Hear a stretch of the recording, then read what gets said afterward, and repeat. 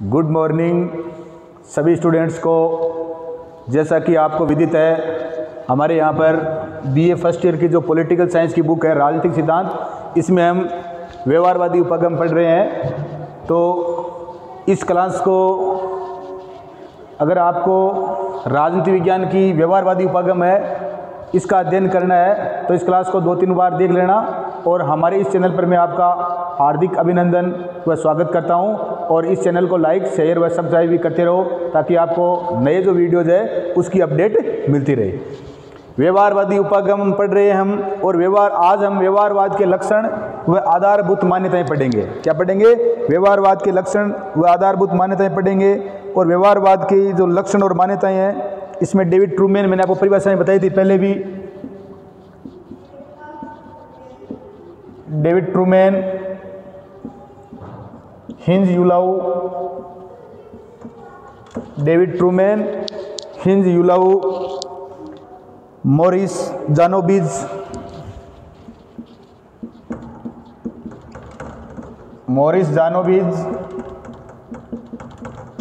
David Easton,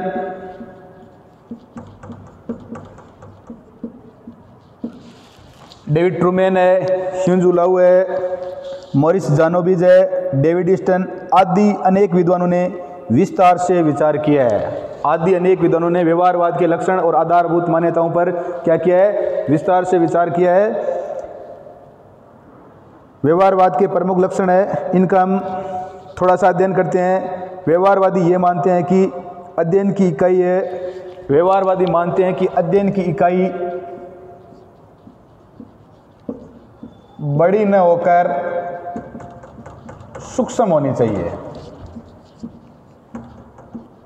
सूक्ष्म होनी, जितने भी ये व्यवहारवादी विचारक है ये मानते हैं कि अध्ययन की जो इकाई है ये बड़ी नहीं होकर क्या होनी चाहिए? सूक्ष्म होनी चाहिए। व्यवहारवादी दृष्टिकोण छोटे छोटे विषयों के गंभीर अध्ययन और विश्लेषण को प्राथमिकता देते हैं। ये छोटे छोटे जो विषय है उनके गंभीर अध्ययन और विश्लेषण को क्या देते हैं? महत्व देते हैं, ताकि हम वैज्ञानिक जो तथ्य हैं उसका क्या कर सके? परीक्षण कर सके। तो इस बात का ध्यान रखना है। दूसरा है, राजनीति शास्त्र में व्यक्ति समूह के व्यवहार का अध्ययन उपयुक्त है। राजनीति शास्त्र में व्यक्ति समूह है,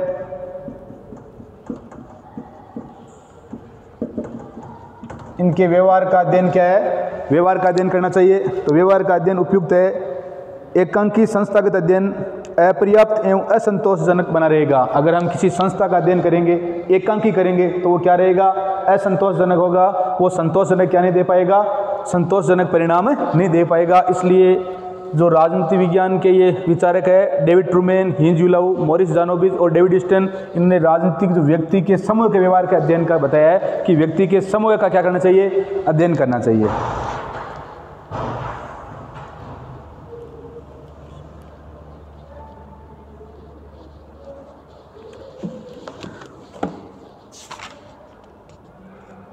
अध्ययन एवं शोध के सिद्धांत निर्माण से प्रेरित होने चाहिए। अध्ययन एवं शोध के सिद्धांत है,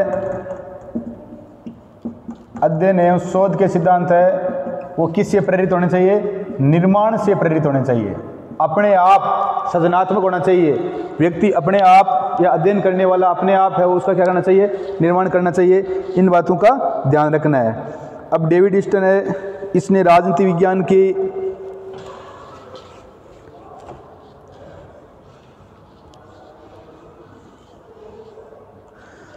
व्यवहारवाद की हम प्रमुख जो विशेषताएं हैं उनका अध्ययन करेंगे। व्यवहारवाद है, इसकी विशेषताएं क्या क्या है? व्यवहारवाद का प्रतिपादक किसको माना जाता है? डेविड ईस्टन को माना जाता है। तो व्यवहारवाद की विशेषताएं किसने बताई है? डेविड ईस्टन ने बताई है। और जो बौद्धिक आधारशिलाएं रखी है वो है अपनी इन्होंने एक लेख लिखा था, करंट मीनिंग ऑफ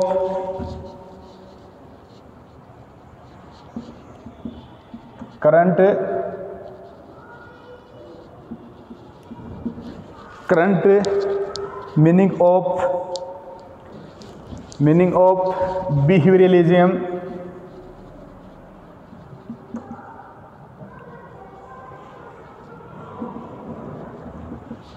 अपना एक लेख लिखा था करंट मीनिंग ऑफ बिहेवियरलिज्म।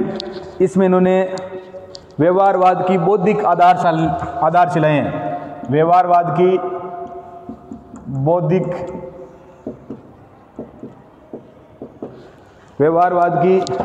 बौद्धिक आधारशिलाएं बताई थी। और कितनी विशेषताएं बताई व्यवहारवाद की? 8 विशेषताएं बताई। तो ध्यान रखना है, मैंने आपको डेविड ईस्टन की बुक का नाम बता चुका हूं पहले, पॉलिटिकल सिस्टम। डेविड ईस्टन की पुस्तक का नाम क्या था? पॉलिटिकल सिस्टम था।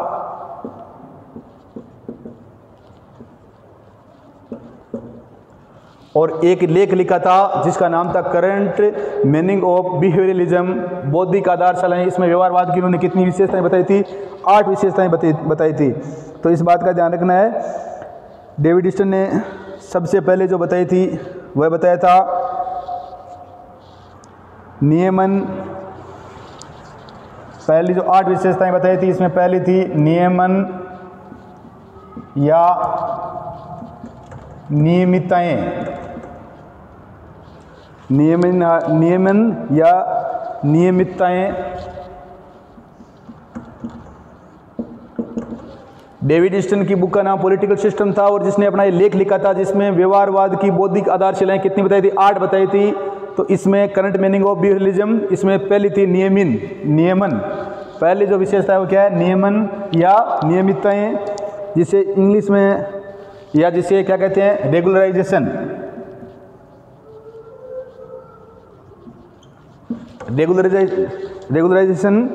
तो पहली है नियमितताएं। तो डेविड ईस्टन ने कहा कि व्यवहारवादी मानते हैं राजनीतिक व्यवहार के सामान्य सिद्धांतों को खोजा जा सकता है। नियमन एवं नियमितताएं, तो अगर हम नियमित अध्ययन करेंगे, वैज्ञानिक पद्धतियों का प्रयोग करेंगे, तो सामान्य जो सिद्धांत है इसको हम क्या कर सकते हैं? खोजा जा सकता है।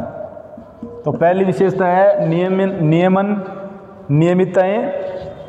डेविड ईस्टन ने जो दूसरी विशेषताएं बताई व्यवहारवाद की वो है सत्यापन। दूसरी विशेषता है सत्यापन, वेरिफिकेशन।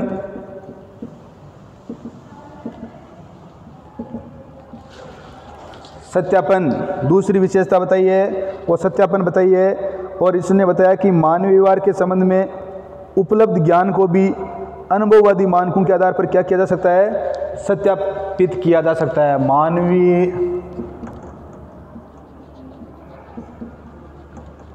मानवीय जो व्यवहार का इन्होंने कहा कि भाई व्यवहारवाद में मानवीय व्यवहार का अध्ययन किया जाता है, तो मानवीय व्यवहार के संबंध में भी इन्होंने कहा कि उपलब्ध जो ज्ञान है इनको अनुभववादी मानकों के आधार पर क्या किया जा सकता है? सत्यापित है वो किया जा सकता है। तो पहली होगी नियमन या नियमितताएं, दूसरी होगी सत्यापन, वेरिफिकेशन। इनको क्रम से ध्यान रखना है। काफ़ी बार क्वेश्चन पूछा गया है कि डेविड ईस्टन ने जो अपने व्यवहारवाद की विशेषताएं बताई वो किस में बताया? तो ये एक लेख लिखा था करंट मीनिंग ऑफ बिहेवियरलिज्म, बौद्धिक आधारशिलाएं 8 बताई है। इसमें प्रथम वो नियमन या नियमितताएं, दूसरी है सत्यापन या वेरिफिकेशन, तीसरी जो विशेषता है वो उसने बताई है तकनीकों का प्रयोग या तकनीक। तीसरी विशेषता क्या बताई है? तकनीकों का प्रयोग।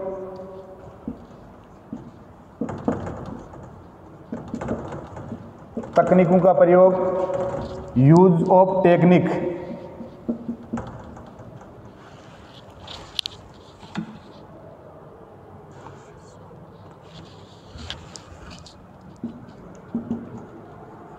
Use of techniques. तो तीसरी जो विशेषता है वो क्या है? तकनीक या तकनीकों का प्रयोग है।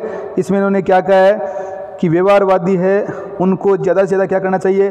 तकनीकों का प्रयोग करना चाहिए। क्या करना चाहिए? प्रयोग को अधिक महत्व देना चाहिए और तकनीकों का क्या करना चाहिए? प्रयोग करना चाहिए। इसीलिए तो राजनीति विज्ञान में है वो प्रश्नावली है, प्रतिदर्श संरक्षण है, गणितीय प्रारूप है, इन सभी के उपकरणों का या इन सभी पद्धतियों का क्या दिया? सुझाव दिया। तो पहली है नियमन या नियमितताएं, दूसरी है सत्यापन वेरिफिकेशन, तीसरी है तकनीकों का प्रयोग, यूज ऑफ टेक्निक।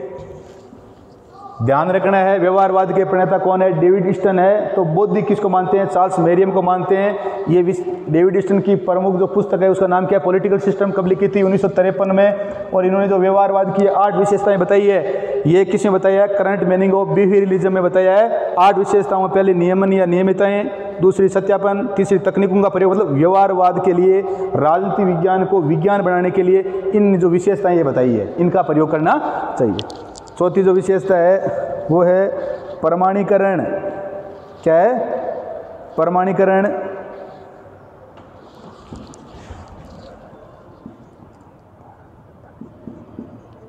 परिमाणीकरण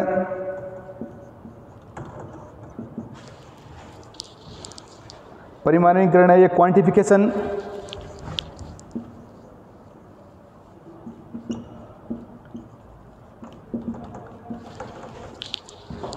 प्रमाणीकरण है, इसमें इन्होंने कहा है कि जो भी उपलब्ध सामग्री है तथा तथ्यों में स्पष्टता और निश्चितता लाने के लिए परिमापन या प्रमाणीकरण करना चाहिए। कोई भी जो तथ्य है उनमें निष्पक्षता लाने के लिए, उनकी जांच करने के लिए उनका क्या है? परिणाम है, वो क्या करना जरूरी है?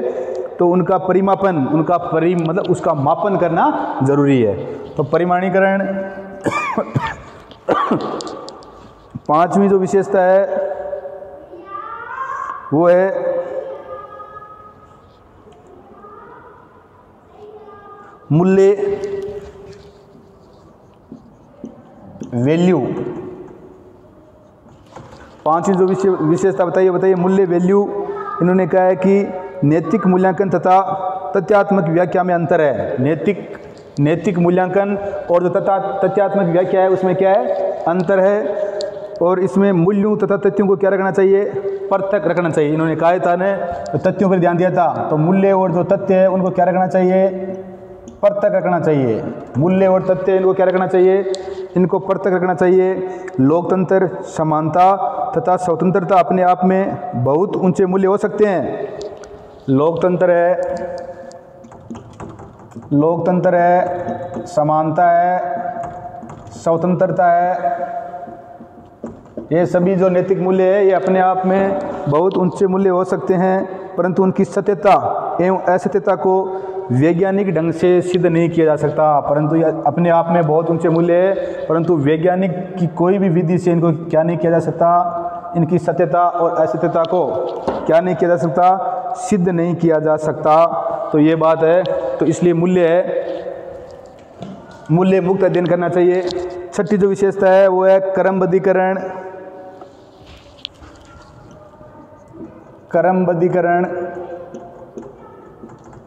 सिस्टमलाइजेशन।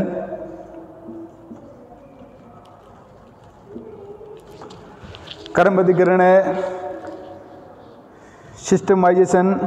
इसमें इन्होंने कहा कि शोध कार्य है वो क्रमबद्ध तथा व्यवस्थित होना चाहिए। शोध कार्य क्या होना चाहिए? शोध कार्य क्रमबद्ध व व्यवस्थित होना चाहिए। शोध कार्य क्रमबद्ध तथा व्यवस्थित होना चाहिए। अगर शोध कार्य, भाई शोध हम कर रहे हैं, राजनीति विज्ञान को वैज्ञानिक बना रहे हैं, वैज्ञानिक विधियों का प्रयोग करने हैं, तो विज्ञान तो है ही क्या? प्रकृति का व्यवस्थित क्रमबद्ध ज्ञान ही क्या है? विज्ञान है। तो इसलिए एक शोध वो क्या होना चाहिए? क्रमबद्ध व व्यवस्थित होना चाहिए। सातवीं जो विशेषता है वो है विशुद्ध विज्ञान या शुद्ध विज्ञान। विशुद्ध विज्ञान, प्योर साइंस।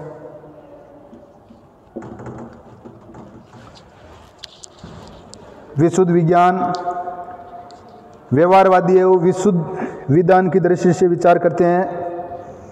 वे इस बात से सहमत है कि वास्तविक जीवन की समस्याओं को समझा जा सकता है। वो कह मानते हैं कि जो हमारे वास्तविक जीवन में जो समस्या है उनको क्या किया जा सकता है, क्योंकि मानव व्यवहार के अध्ययन की बात करते हैं, तो वास्तविक जीवन में जो हमारी समस्या आती है उनको क्या किया जा सकता है? समझा जा सकता है, और सिद्धांत और व्यवहार से उसका प्रयोग किया जा सकता है। इसलिए क्या करते हैं? अनुसंधान पर ज़्यादा जोर देते हैं, और व्यवहार ये बोलते हैं विशुद्ध विज्ञान है, इसका प्रयोग करना चाहिए। आठवीं जो विशेषता है इसकी, 8 विशेषताएं बताइए। और 8 विशेषता है वो समग्रता, इंटीग्रेशन, समग्रता,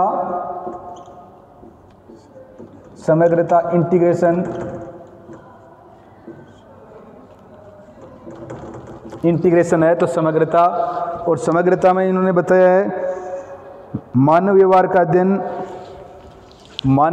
का अध्ययन है वो खंडों में या टुकड़ों में नहीं किया जा सकता। समग्रता का मतलब होता है मानव व्यवहार का अध्ययन है वो खंड, मतलब छोटे छोटे टुकड़ों में नहीं किया जा सकता। मानव व्यवहार का अध्ययन है, मानव व्यवहार में बुनियादी एकता पाई जाती है। इसी कारण समाज विज्ञान के विभिन्न विषय एक दूसरे के क्या है, निकट है। मानव व्यवहार का अध्ययन है वो खंडों या टुकड़ों में नहीं किया जा सकता। मानव व्यवहार में क्या पाई जाती है, एकता पाई जाती है।